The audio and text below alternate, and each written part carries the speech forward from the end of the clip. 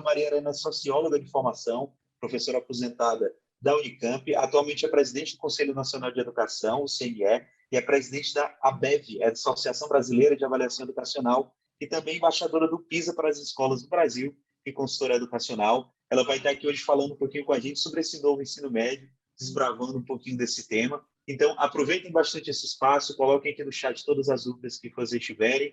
No final, a gente vai tentar responder elas o máximo possível. Professora Maria Helena, seja super bem-vinda. É um prazer ter você aqui com a gente do Be Experience. O palco é todo seu. Fique à vontade.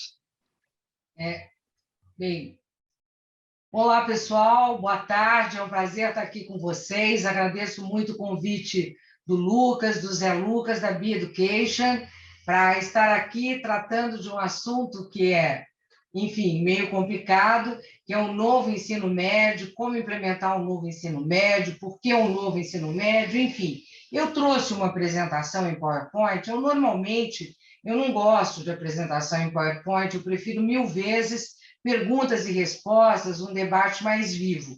Mas eu trouxe um PowerPoint principalmente com o objetivo de poder deixar para vocês, inclusive, para tirar dúvidas, né? Então, eu vou pedir para o Lucas ir passando, pode ir passando, Lucas, aí pode passar, esse slide já não é tão necessário. Eu começo aqui um pouco contando a história de por que o novo ensino médio, porque essas perguntas foram feitas pelo Lucas e eu procurei respondê-las, né? Bom, primeiro, desde a Constituição Federal de 88, que a educação aparece como direito de todos, e em 1996, na LDB, o ensino médio se torna etapa final obrigatória da educação básica, né? Isso traz uma série de mudanças e normas que vão se organizando ao longo do tempo, né? Então, primeiro, em 1998, já tivemos ali o Enem, que não está aqui, que já era e continua sendo um exame de avaliação voluntária para que os alunos interessados pudessem fazer para ter uma autoavaliação ou um critério de acesso ao ensino superior. Em seguida, nós tivemos também, em 98, os parâmetros curriculares nacionais do ensino médio. No ano 2000, além dos parâmetros curriculares nacionais, nós tivemos as diretrizes nacionais do ensino médio. Em 2010, nós tivemos um projeto de lei 6840, que foi o projeto de lei que encaminhou ao Congresso Nacional, a partir, era um deputado do PT, foi um projeto de lei do governo, da gestão do ministro Fernando Haddad, né? E esse projeto de lei, ele trazia a ideia de mudar o novo ensino médio. Por quê? Porque tinha uma série de debates, havia uma clareza nacional de que o ensino médio não ia bem, e uma das principais razões era a falta de interesse dos estudantes pelo ensino médio. O ensino médio apresentava resultados muito insuficientes, como continua apresentando, com altas taxas de evasão, como continua apresentando, com desempenho muito ruim no final do terceiro ano do ensino médio, de acordo com os dados do SAEB, né? Então, havia um conjunto de debates. Eu acredito que teve um debate principal, que foi em 2014, antes do Plano Nacional de Educação, e depois um debate organizado pelos secretários estaduais de educação em Manaus para discutir um novo ensino médio. Estavam todos os secretários lá, isso foi em 2015, né? E eu mesma, naquela época, estava lá convidada para debater, porque eu não era secretária de educação mais, mas fui convidada para debater a proposta, né? E, a partir daí, então, a proposta, o projeto de lei do novo ensino médio, ele ganha uma certa celeridade, né, no Congresso Nacional. Em 2017, tem uma medida provisória, em 2016, para acelerar o processo. O projeto ficou lá de 2010 até 2017. Foram 7 anos de tramitação no Congresso Nacional, com vários debates, muitas emendas, né? E, finalmente, em fevereiro de 2017, a lei 13.415, ele altera a LDB e o novo ensino médio, que vai mudar na sua arquitetura. Eu sempre digo que a grande mudança é a arquitetura do sistema, ele muda de cara, ele deixa de ser aquele ensino médio jabuticaba, igual para todos, que todo mundo tem que estudar tudo no final do ensino médio para fazer um Enem ou para fazer um vestibular, e passa a ser um novo ensino médio mais alinhado com as tendências de outros países, né, da maioria dos países. Nenhum país tem um ensino médio único, engessado, o Brasil era o único caso, né? Ele se torna um ensino médio, digamos, que procura, sobretudo, estimular o protagonismo jovem, acolher todas as juventudes em todas as suas identidades, de acordo com todas as suas aspirações em relação ao seu projeto de vida, né? Em 2018, o Conselho Nacional, então, aprova as diretrizes do novo ensino médio. No próximo slide, estou pedindo aí o próximo slide, eu não estou controlando, né?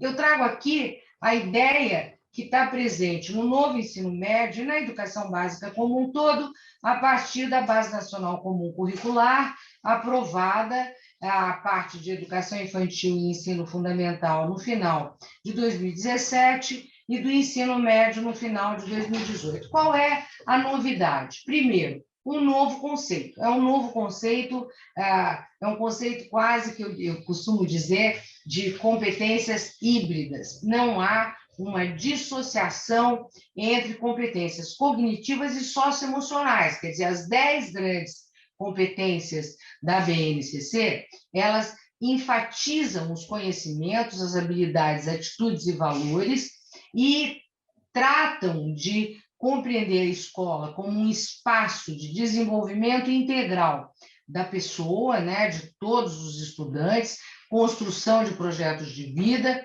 e, sobretudo, um espaço que estimula a criatividade, as práticas colaborativas e, paulatinamente, mobilizando as interações sociais e emocionais de forma que os alunos desenvolvam o seu compromisso, né, com o outro, o respeito ao outro, a colaboração, a empatia, a resiliência. Enfim, no próximo slide, então, eu mostro que esta Base Nacional Comum do ensino fundamental e do ensino médio, ela vai orientar todo o processo de implementação do novo ensino médio, com a diferença que o novo ensino médio tem uma nova arquitetura, uma nova estrutura. Portanto, o primeiro ponto que é importante em relação ao novo ensino médio é que a BNCC ela consolida, né, os conhecimentos que foram adquiridos ao longo do ensino fundamental. Isso é muito importante, né? Ela consolida o fundamento pedagógico baseado no desenvolvimento de competências e estabelece as aprendizagens que vão se tornando mais complexas em cada ano escolar. Vocês sabem que a BNCC, no ensino fundamental, ela segue uma progressão de aprendizados a cada ano. No ensino médio não existe essa progressão, a flexibilidade e a possibilidade da escola organizar o seu currículo considerando as áreas de conhecimento, ela é a grande tônica, a grande ênfase da proposta do novo ensino médio, né? Embora estejam lá nos documentos estabelecidas todas as competências e habilidades das áreas, além das competências e habilidades específicas de língua portuguesa e de matemática. O mais importante é que, em primeiro lugar, o novo ensino médio, ele praticamente enterra o conceito de memorização, de aprendizagem passiva, de memorização. A ideia é que todas as informações, todas, absolutamente todas,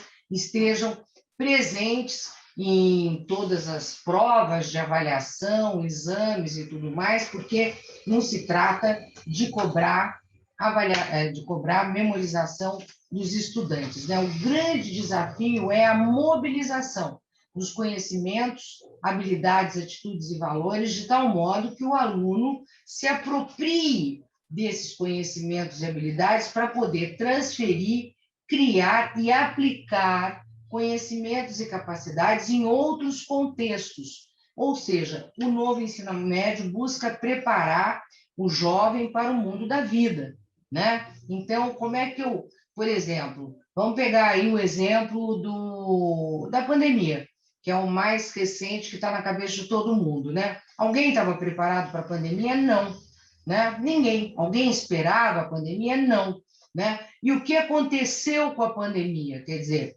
as escolas foram obrigadas a se repensar, os professores tiveram que se reinventar e os estudantes tiveram que mudar completamente as suas rotinas de ensino e aprendizagem, as suas rotinas escolares. Então, foi uma mudança radical, completa, para a qual ninguém estava preparado, e isso foi feito ao longo do ano passado. No início foi muito difícil, ninguém sabia direito o que fazer, aos poucos foram todos revendo as suas estratégias de ensino e as melhores maneiras de se comunicar, se articular, interagir com seus alunos, né? Então, eu menciono o exemplo da pandemia, porque nós fomos obrigados a aprender com a pandemia.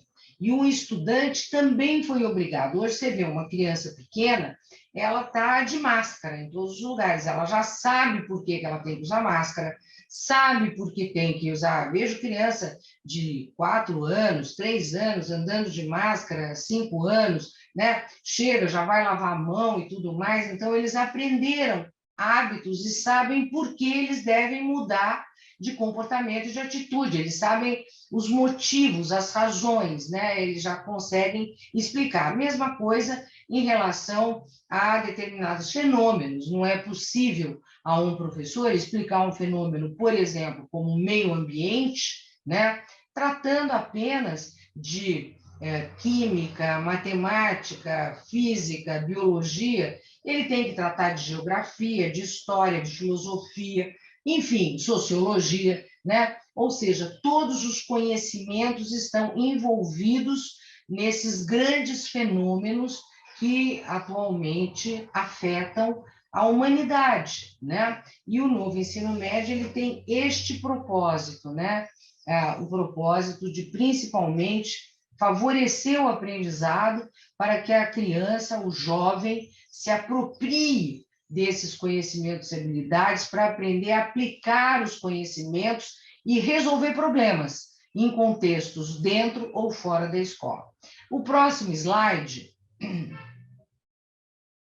mostra aqui um marco legal normativo. Eu não vou ler para vocês, fica aí, né? Tá mostrando, a LDB já traz alterações na lei 13.004 em 2017, as diretrizes do novo ensino médio são de novembro de 2018, a Base Nacional do Novo Ensino Médio, dezembro de 2018, os referenciais dos novos itinerários formativos também, as diretrizes do ensino técnico profissional já são deste ano, de 2021, e ainda tem algumas normas complementares que estão sendo feitas pelos conselhos estaduais de educação, que normalmente regulam o ensino médio no Brasil.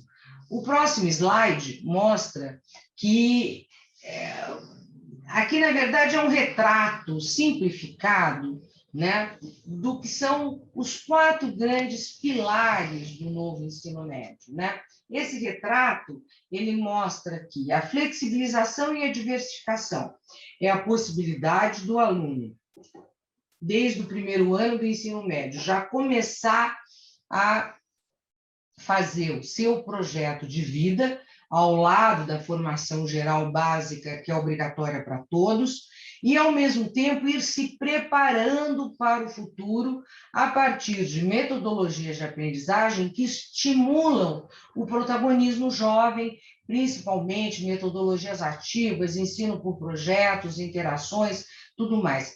Há tanto a diversificação, a possibilidade de diferentes itinerários e diferentes trajetórias, como a flexibilização, né? A possibilidade, por exemplo, da escola poder organizar os seus cursos por semestre, né? Seus cursos por bimestre, seus cursos por grupos multisseriados. A escola pode, por exemplo, pegar 2 turmas do ensino médio e organizar algum tipo de atividade, algum tipo de proposta de curso eletivo e tudo mais. Enfim, essa flexibilização e diversificação, que não era possível, agora é, né?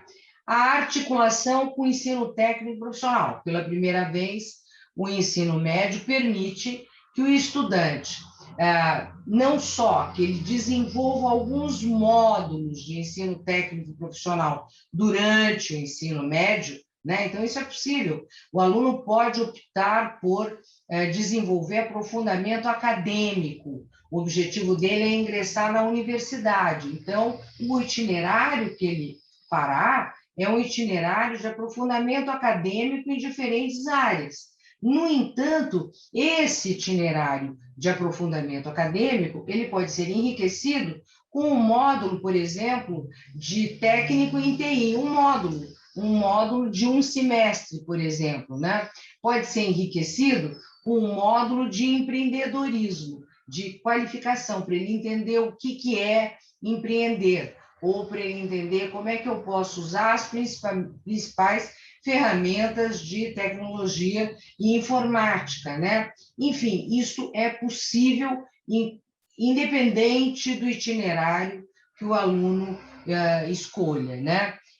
Mas o mais importante, eu creio, é saber que um aluno que depois da formação geral, opte por um curso técnico profissional, numa escola que seja parceira, né, daquela escola de origem, esse aluno pode ter um duplo diploma em 3.200 horas, ou seja, hoje, normalmente, o aluno que cursa o ensino médio, ele precisa terminar o ensino médio de 2.400 horas para depois fazer o ensino técnico, ou cursar concomitantemente. E, ao cursar concomitantemente o médio e o técnico, em geral, a desistência do ensino técnico é muito grande. O aluno não aguenta ter 4 horas do ensino médio, ou 5, e mais 4 horas de ensino técnico no mesmo dia. Então, essa articulação, ela estimula a possibilidade do aluno que tem interesse em cursar o ensino técnico profissional poder seguir sem que isso prejudique o seu futuro em relação ao ensino superior e tudo mais. Com isso, o novo ensino médio favorece não só a educação em tempo integral, porque há uma demanda para ampliar o tempo na escola, no mínimo 3.000 horas, já com uma expectativa de chegar até 3.700 horas, né, a longo prazo, mas principalmente da formação integral do aluno. O próximo slide mostra aqui as principais inovações do novo ensino médio são, primeiro, que eu já falei, a carga horária mínima de 3.000 horas, a nova arquitetura curricular, que eu vou explicar daqui a pouquinho, o foco na formação integral e no desenvolvimento de competências que eu acabei de explicar, a interdisciplinaridade como uma estratégia de ensino-aprendizagem, que é muito importante para o desenvolvimento das competências e habilidades dos alunos por meio de unidades curriculares temáticas integradoras, o protagonismo juvenil, o projeto de vida, e os espaços diversificados. O aluno pode ter aula na escola, numa instituição parceira, numa empresa, né? Tudo é possível dependendo do modo como a proposta curricular ou o projeto político-pedagógico de cada escola se organiza. No próximo slide, então, nós vemos a nova arquitetura curricular. Esse slide é muito importante. Por quê? Porque ele mostra que, desse lado esquerdo, nós temos a parte de formação geral básica, que deve ter, no máximo, até 1.800 horas, né? Opa, vai lá.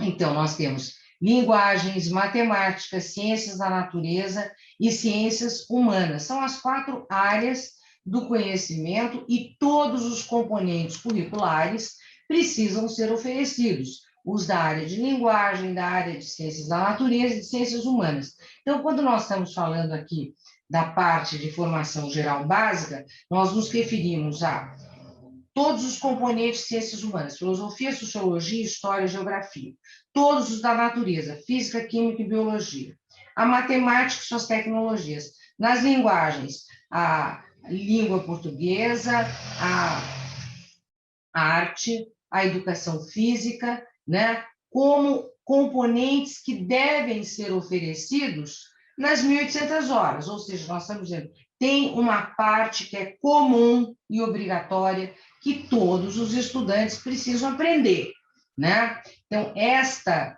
aqui é a parte de formação para a vida, aquilo que é comum, que é geral, que todos precisam aprender.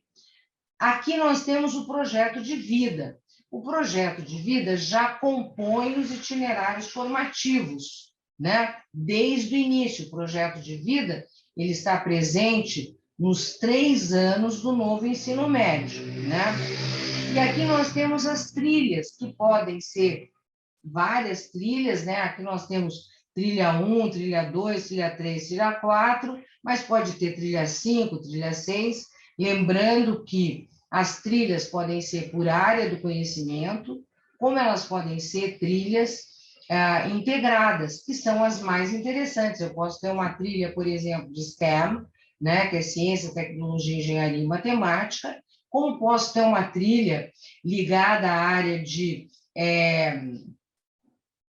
ciências humanas e economia criativa, né, que vai ligar matemática com as ciências humanas e com diferentes linguagens. Enfim, isto vai muito depender da proposta da escola. E essas trilhas, elas são organizadas por disciplinas eletivas. Então, na trilha 1, por exemplo, né, vamos supor, estou pensando alto, é uma sugestão, não é obrigatória, né? Na trilha 1, se ela for uma trilha de STEM, né, ciências, tecnologia, engenharia e matemática, eu vou ter as eletivas na área de matemática, na área de física, na área de economia financeira, na área de química, inclusive, né, nas tecnologias todas que a escola vai desenvolver. Lembrando que língua portuguesa e matemática são obrigatórios em todos os anos, assim como a língua de opção é a língua inglesa, e que será obrigatória tanto no novo Enem, como também no novo SAEB. Então, a língua inglesa ela vai se tornar a língua obrigatória avaliada pelas avaliações nacionais, tema que eu vou falar mais à frente, né? Agora, aqui essas trilhas, elas podem estar ligadas às carreiras profissionais, né? Pode passar, por favor, o próximo slide. Então, ele vai indicar quais são as formas de ofertar essa carga horária. Eu posso trabalhar as 1.800 horas e as 1.200 dos itinerários com aulas, cursos, estágios, oficinas, atividades de extensão, atividades de iniciação científica, trabalhos voluntários, ou seja, a escola vai organizar como ela quer ofertar tanto a parte comum obrigatória como a parte dos itinerários que tem uma flexibilidade maior de acordo com a proposta curricular de cada escola, né? E essas atividades, o mais importante é que elas precisam ter intencionalidade pedagógica, elas precisam obrigatoriamente ser orientadas pelo professor, elas podem ser realizadas de forma presencial, de forma semipresencial ou educação à distância, desde que cumpram, como nós veremos mais à frente, aquele mínimo, aquele máximo de aulas à distância que a lei prevê. O próximo slide, então, vai mostrar os tipos de itinerários, né? Nós estamos falando de itinerários que podem ser por área do conhecimento ou integrados. Eu posso ter um itinerário, por exemplo, na área de linguagens, né? Ter um aprofundamento na área de linguagens e um outro itinerário. A escola pode ter até... A escola não é obrigada a ter mais do que um itinerário. A escola pode ter ela tem que ter pelo menos um, né? Pode ter um, pode ter dois, pode ter três, pode ter quatro. Aí a decisão é da escola. O que está na lei é que o município precisa oferecer pelo menos 2 itinerários. Não está escrito na lei que a escola precisa oferecer, no mínimo, 2 itinerários. Mas, enfim, esses itinerários propedêuticos, eles devem ter como grande objetivo atender as aspirações dos alunos que pretendem prosseguir os estudos no ensino superior e não desejam optar por um ensino técnico profissionalizante, né? Então, esses itinerários propedêuticos, eles podem ser por área do conhecimento, como eu disse, um itinerário na área de linguagens, um itinerário na área de ciências da natureza, um itinerário na área de ciências humanas, ou eles podem ser integrados, integrando mais de uma área, como de STEM, que eu já mencionei, ou, por exemplo, um itinerário integrado na área de saúde, em que nós teremos biologia, química, ciências humanas aplicadas à saúde, língua portuguesa e matemática também aplicada à saúde, uma vez que estatística é muito importante na área da saúde, como a gente acompanha agora com todas as pesquisas sobre Covid, pandemia, etc., né? Os itinerários podem ser na área de técnico profissionalizante.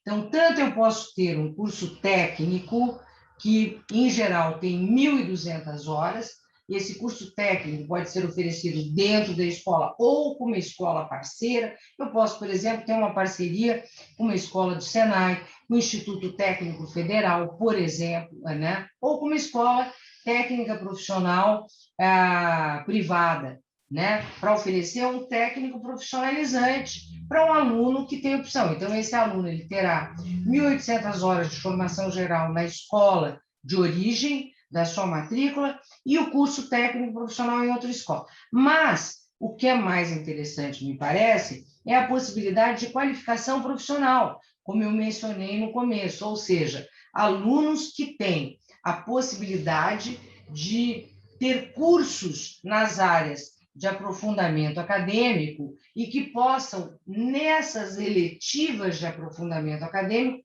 ter eletivas que ofereçam uma qualificação na área, por exemplo, de tecnologia, como eu já mencionei o empreendedorismo e assim por diante, né? O mais interessante eu também já mencionei, pode voltar só um pouquinho, são os itinerários propedêuticos, né? Você pode ter um itinerário só STEM, como você pode ter um itinerário que junte o propedêutico com o profissionalizante. Eu posso ter um itinerário de STEM, né, de ciências, tecnologia, engenharia e matemática, que vai ter módulos, por exemplo, de curso técnico na área de tecnologia e informática. O aluno terá o seu certificado daquele módulo que foi cursado. Esse módulo pode ser oferecido, inclusive, por uma escola parceira, né, de fora. Eu posso ter uma escola parceira que ofereça um módulo de curso técnico, de um módulo de qualificação profissional de 4 meses em tecnologia da informática. Então, o aluno vai ter o STEM e vai ter um módulo, né? Assim como ele pode ter uma área em que o aluno deseje ter uma qualificação profissional. Eu posso ter, por exemplo, na área da saúde, alguém que deseja uma qualificação profissional em nutrição ou em alimentação, né? Enfim, há diferentes maneiras e há propostas muito interessantes nos estados, do ponto de vista dos modos de organização dos itinerários,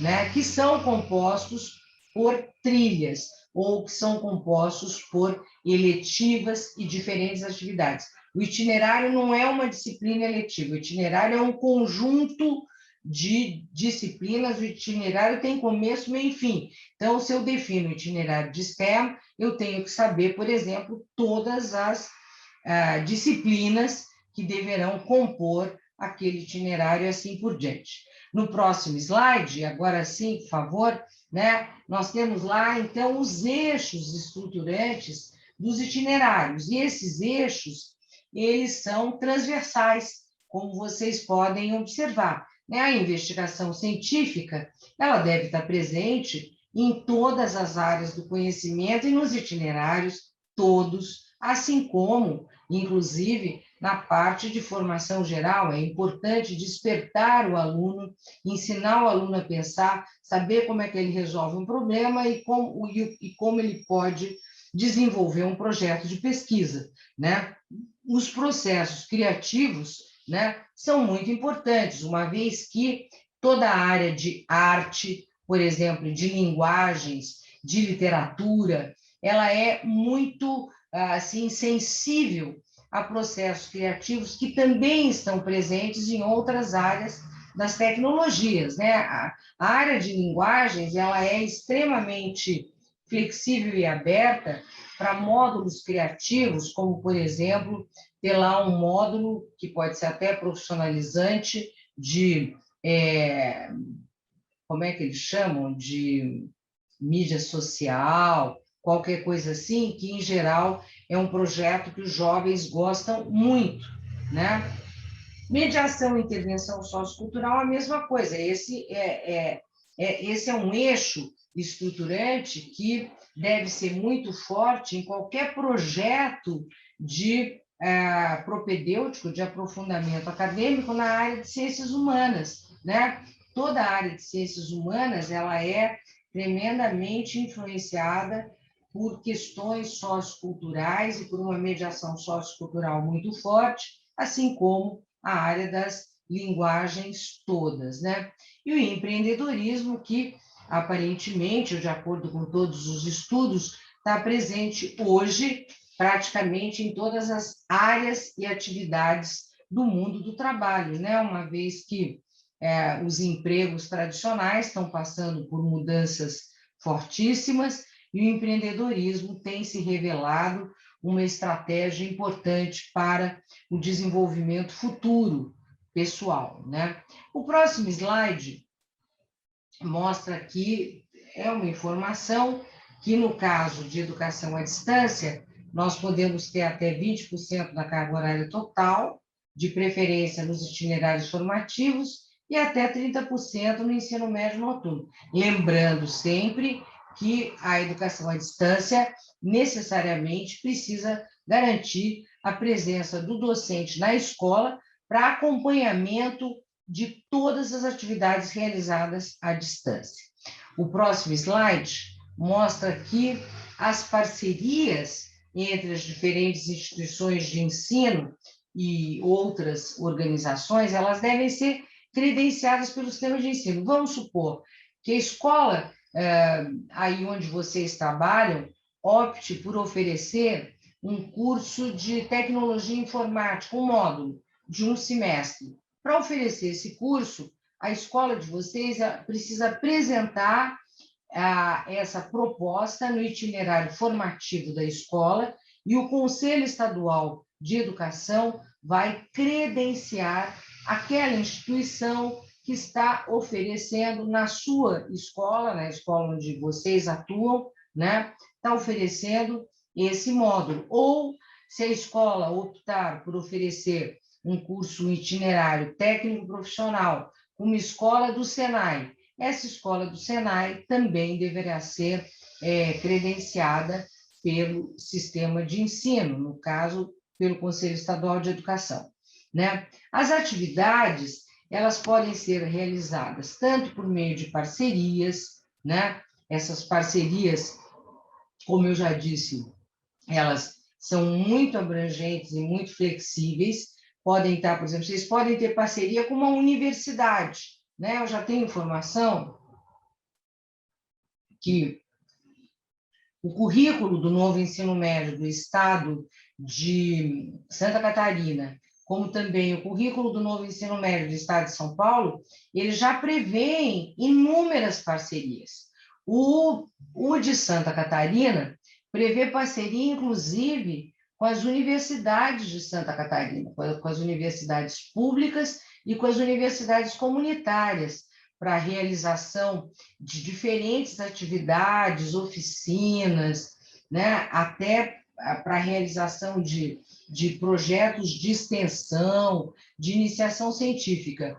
E o currículo do Estado de São Paulo, ele já prevê inúmeras parcerias com o Centro Paula Souza, né? O Centro Paula Souza é muito grande no Estado de São Paulo, oferece cursos técnicos e profissionalizantes em todo o Estado, tem muitas escolas e tem grande abrangência em todo o Estado de São Paulo, tem mais de 340 mil alunos, é uma entidade muito forte no Estado de São Paulo, é mais forte que os institutos federais. O Instituto Federal do Estado de São Paulo é pequeno, mas a rede Paula Souza é muito grande. Então, o currículo de São Paulo já prevê todas essas parcerias com a USP, com a Universidade de São Paulo, com a Unesp, com a Universidade Estadual de São Paulo e com o Centro Paula Souza. E agora está iniciando a discussão de uma parceria com a Unicamp,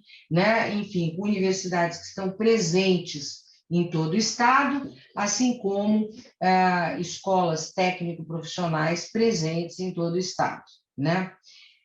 Se a escola oferecer um itinerário de ensino técnico-profissional, né, além desse curso ser credenciado pelo Conselho Estadual de Educação, a organização parceira ela pode emitir e registrar o diploma de conclusão do aluno, no caso de CEPT, né? Ou seja, o aluno precisará ter o certificado que cursou o ensino médio, a parte de formação geral, de 1.800 horas na escola de origem, e no caso, se a escola tiver uma parceria, vamos supor, em São Paulo, com o Centro Paula Souza, o aluno optar por um curso, por exemplo, de enfermagem, técnico em enfermagem. Então, ele terá o duplo diploma, ele terá o diploma de ensino médio da escola de origem e terá o diploma de técnico em enfermagem do Centro Paula Souza.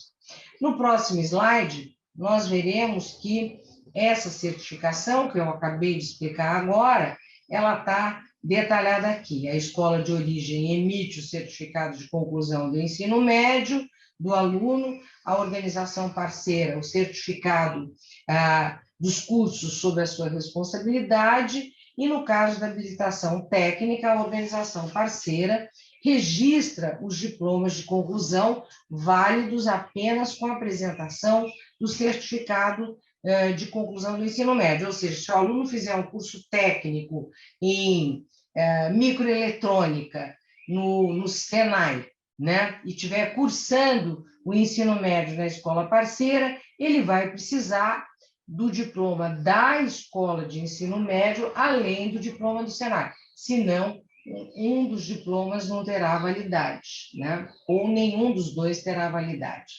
O próximo slide mostra, então, que as responsabilidades, no caso do novo ensino médio, elas são responsabilidades compartilhadas, né? A elaboração do cronograma de implementação, ela deve ser definida pelo respectivo sistema de ensino, pelo Conselho Estadual. A elaboração do documento curricular, veja, a BNCC não é currículo.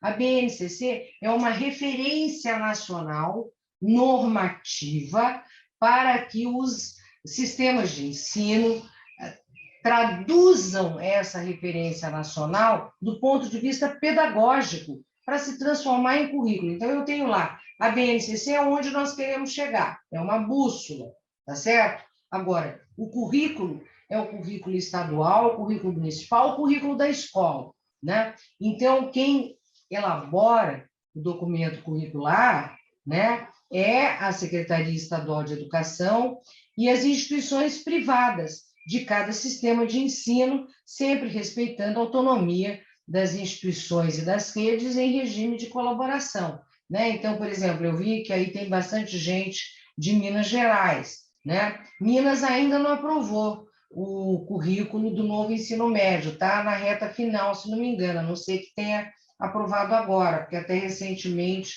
o Conselho Estadual ainda não tinha homologado, já tinha aprovado, mas ainda não tinha sido homologado, né? Então, com esse documento, as escolas todas elas podem seguir aquele documento, as normas do Conselho Estadual, mas elas têm liberdade para desenvolver as suas propostas curriculares. O próximo slide, então, mostra que as novas diretrizes curriculares do ensino técnico profissional e que foram aprovadas neste ano de 2021, elas permitem coisas novas, tá? Primeira delas, permite a matrícula integrada, ou seja, na mesma escola o aluno cursa o ensino médio e o ensino técnico. O concomitante, ele vai para uma escola de ensino médio e, no outro período, para uma escola de ensino técnico parceira.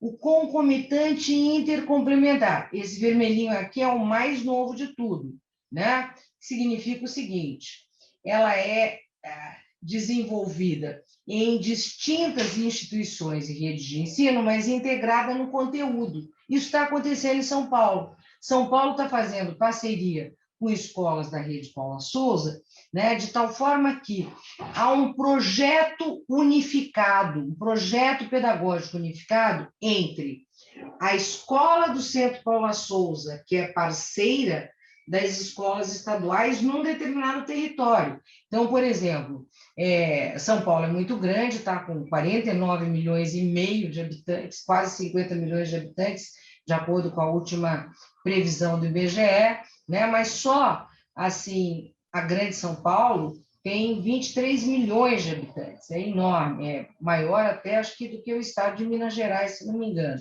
né? Então, na Grande São Paulo, você tem várias escolas Paula Souza espalhadas pela Grande São Paulo, e algumas escolas estaduais, ou grupos de escolas estaduais, elas estão desenvolvendo um projeto pedagógico unificado para poder oferecer ou curso profissionalizante, ou de qualificação profissional, ou até o itinerário técnico profissional completo, que seria de 1.200 horas, né? E o subsequente, que é o modelo que existe hoje, né? Que é desenvolvido para quem já concluiu o ensino médio. O próximo slide, então, mostra que eu vou entrar no Enem, mas antes de entrar no Enem, eu gostaria de destacar que o novo Fundeb, ele permite a dupla matrícula. Então, o novo Fundeb, ele estimula, né, a implementação do novo ensino médio, e o aluno pode ter uma dupla matrícula, a matrícula no ensino médio regular e a matrícula na escola parceira de ensino técnico profissional, e a rede, no caso, se for uma rede pública, ela vai receber tanto o per capita aluno do ensino médio regular, como o per capita aluno do ensino técnico profissional, né? Então, isso é também uma novidade deste ano. Eu vou falar um pouquinho com vocês sobre o futuro do Enem. E, para isso, eu vou pedir um pouco da atenção de todos vocês pelo seguinte, e essa é uma discussão nova, tá? O novo Enem, ele está sendo discutido neste momento. Ontem eu tive uma reunião do novo Enem, né? Por dois grupos de trabalho. Um grupo de trabalho organizado pelo Ministério da Educação e pelo INEP, que é o GT do Enem e do INSEJA, e outra comissão, que é a comissão do Conselho Nacional de Educação, a Comissão de Avaliação da Educação Básica, que, de acordo com a norma da Base Nacional Comum Curricular, o Conselho Nacional, ele deveria, é obrigado, após a aprovação da BNCC, definir, primeiro, as orientações para a formação inicial continuada de professores. Foi o que nós já fizemos, de acordo com a BNCC. Fizemos novas diretrizes de formação inicial no final de 2019 e o ano passado, final de 2020, novas diretrizes para a formação continuada, e agora aprovamos novas diretrizes para a formação dos gestores. Isso estava previsto no documento da BNCC, né? Agora, lá também está previsto que cabe ao Conselho Nacional estabelecer as diretrizes gerais, né, das avaliações nacionais, não das estaduais, mas das nacionais, alinhadas à nova BNCC e ao novo ensino médio, que é o que a gente está fazendo agora, né? Eu sou relatora do Conselho Nacional, da Comissão de Avaliação, como também sou a pessoa que representa o Conselho Nacional de Educação no Ministério da Educação. Então, eu estou fazendo um trabalho, a comissão é grande, tem várias pessoas lá do próprio conselho. E aí, o que eu estou falando para vocês, eu estou contando até onde essa discussão chegou, sem ter nada fechado por enquanto. Quer dizer, por enquanto, isso não é obrigatório, não é portaria, não é decreto. Por enquanto, é uma discussão. Então, eu estou contando em que ponto nós estamos, tá? Então, eu quero deixar isso bem claro, tá? Então, por exemplo, há um grande consenso entre as escolas particulares, né, FENEP, Confenem, as entidades que têm participado, e entre as escolas públicas, com sede, escolas públicas federais, de que a etapa 1 do Enem, como diz a lei, deve ser uma avaliação da formação geral do aluno das 1.800 horas, isso está na lei, né, que o Enem deverá ter 2 etapas. A primeira etapa avalia as 1.800 horas de formação geral, e a segunda etapa avalia os itinerários. Há um grande consenso no sentido de que a prova da etapa 1, né, seja uma prova de perguntas de conhecimento geral, de conhecimentos gerais, abrangendo as 4 áreas do conhecimento, tá? E as 1.800 horas, aquilo que é comum, que todo aluno precisa saber, todo aluno precisa aprender, né? Uma prova que seria uma prova mais no estilo PISA, tá? É uma prova que não exige memorização, que será integrada por questões de múltipla escolha e por questões abertas, né? Isso também é uma coisa que está muito forte, acabar com provas só de múltipla escolha, isso está no fim, graças a Deus, porque o Brasil demorou para entender que só teste não resolve, né? Teste de múltipla escolha, né? Então, vejam, essa prova de formação geral, ela parece que ela está caminhando para ser uma prova que deverá ter 20 ou 30 questões de cada área, seriam 20 de linguagens, 20 de matemática, 20 de ciências da natureza, 20 de ciências humanas, com uma abordagem interdisciplinar, uma prova tipo PISA, com questões abertas, itens de múltipla escolha, né? E junto com essa prova de formação geral, haveria também uma redação obrigatória para todos os alunos, tá? Isso, até agora, há um grande consenso, e eu acredito que a decisão final do grupo de trabalho e do conselho caminhará nesse sentido, né? Sobre a etapa 2, né? A etapa 2 não está resolvida, né? Há muitas... não há um consenso na etapa 2. Há uma tendência muito grande de que as provas da etapa 2 elas sejam organizadas por carreiras e não por áreas do conhecimento, tá? Por quê carreiras?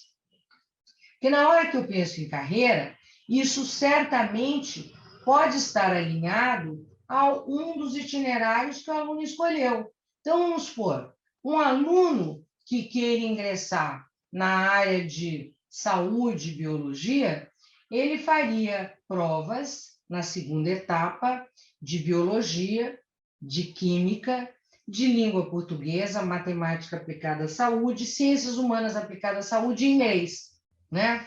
uma coisa mais ou menos como é o atual vestibular da Unicamp. O da USP também está mudando na mesma direção, né? Se o aluno, por exemplo, optar, né, por pela área, por exemplo, de ciências, tecnologia, engenharia e matemática, né, esse aluno ele vai prestar as provas ligadas à área da engenharia, matemática e suas tecnologias. É uma prova com um peso muito maior e um aprofundamento muito maior em matemática, tá certo? Em física, né? Além do inglês e língua portuguesa, que é obrigatório para todo mundo, né? E além de uma parte de, até eu acredito, de ciências humanas, né? Ou diferentes linguagens, que seja importante. Quer dizer, há uma tendência muito grande de arte estar ligada a toda a parte de ciências, tecnologia, engenharia e suas tecnologias, né?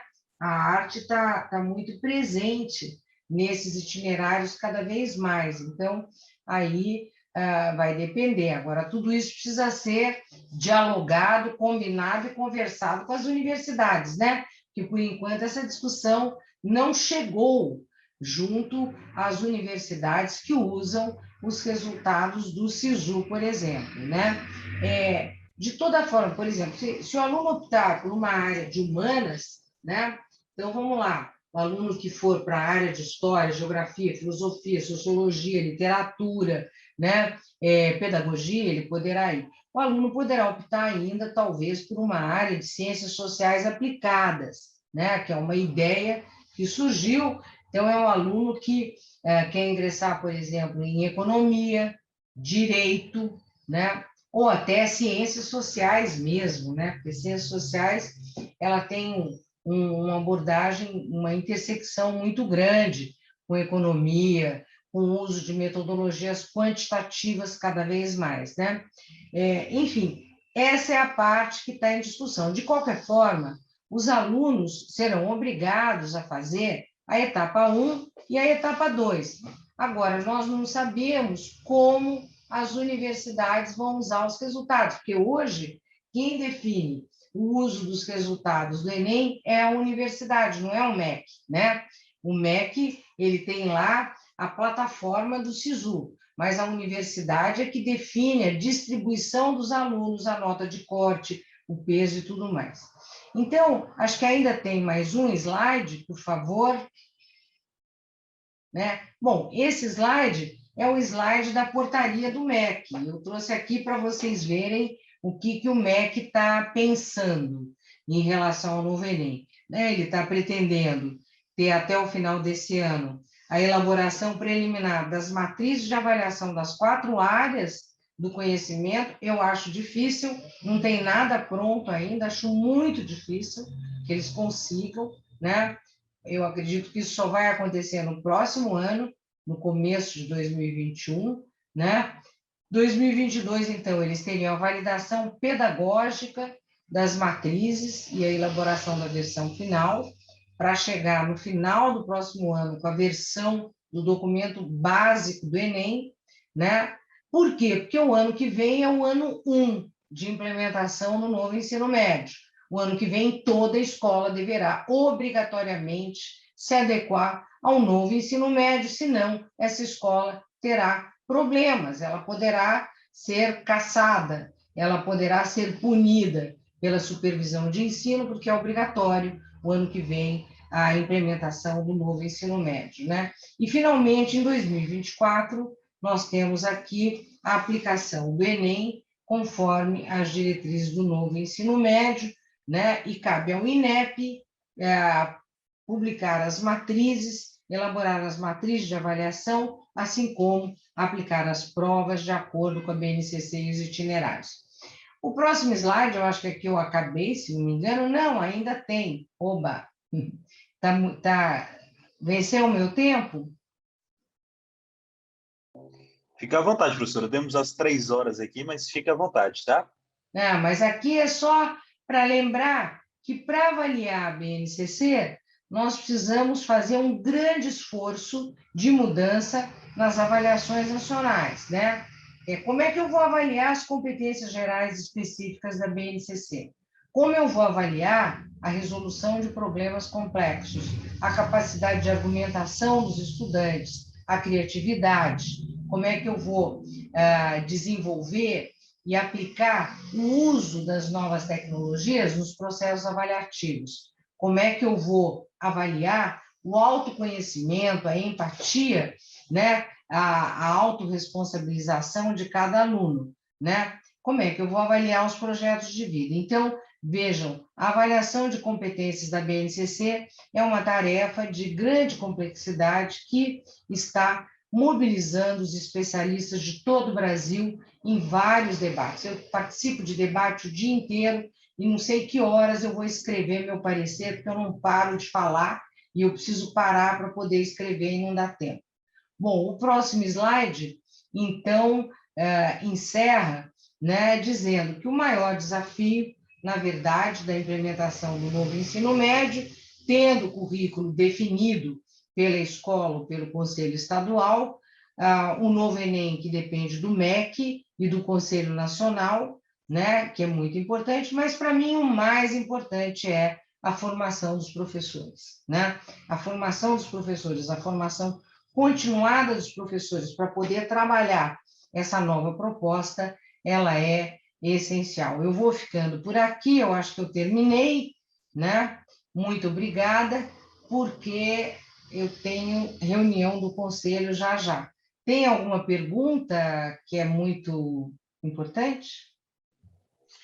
Professor, eu queria até lhe agradecer. Eu sei que você tem a reunião, então eu tenho certeza que as perguntas que ficaram aqui anotadas, salvos, a gente passa depois, que eu não quero atrapalhar esse processo. A gente agradece demais, tenho certeza que foi só o primeiro momento, a gente já tem outros momentos que vamos fazer junto aqui para os nossos parceiros futuramente, para a gente poder conversar ainda mais sobre esse ensino médio e, obviamente, nessa missão de educadores que nós temos, né, de estar o tempo todo espalhando as informações, tentando o tempo todo criar essa corrente de boas práticas. Então, professora Maria Helena, só lhe agradeço. Se quiser fazer uma fala final e despedir aqui para os nossos convidados, fique à vontade, tá? Bom, eu quero agradecer, Lucas, essa oportunidade de estar aí com todos os seus parceiros, dizer que, para mim, é muito importante estar esclarecendo esses pontos sobre o novo ensino médio.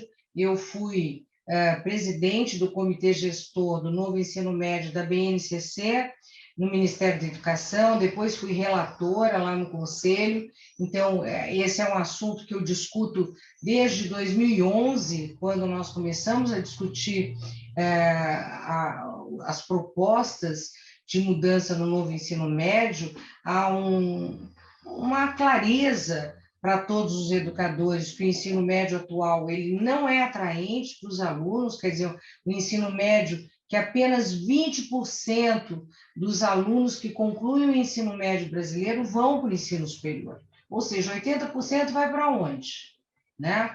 E apenas 9,5%, 10% dos alunos que cursam o ensino médio fazem um curso técnico. Então, gente, é uma loucura isso, porque assim, países como o Chile, por exemplo, Colômbia, Argentina, têm indicadores muito melhores do que o nosso. O México, são países semelhantes ao Brasil. Não vou comparar o Brasil, por exemplo, com, sei lá, com países mais ricos, desenvolvidos, mas são países vizinhos, né? No Chile, né, já 50% dos alunos estão indo para o ensino superior, né? Tem um grande número que vai para curso técnico. No México também, né? Você tem, nos Estados Unidos, 80% já no ensino superior, na Coreia, Singapura, 90%. Então, não dá para o Brasil ficar para trás, para a juventude brasileira não ter uma maior e melhor qualificação e, principalmente, mais equidade, né? Por isso, o projeto de vida é muito importante, porque o projeto de vida ele deve começar no primeiro ano do novo ensino médio, se prolongar ao longo dos 3 anos, abrir espaço para o aluno pensar o itinerário que ele quer desenvolver e, principalmente, desse aluno se preparar para um mundo que é cada vez mais imprevisível, mais desafiador, né? Com muita inovação tecnológica, com mudança no mundo do trabalho, ninguém sabe o que continua, o que acaba, né? Então, nós precisamos, de fato, abrir para os nossos jovens oportunidades para que eles se sintam motivados, engajados, né, com a continuidade dos estudos, com o seu preparo para enfrentar realidades tão imprevisíveis e tão malucas como essas que nós enfrentamos hoje. Então, eu agradeço a todos, muito obrigado. Infelizmente, eu tenho agora o Conselho Nacional de Educação. Muito obrigada, até a próxima.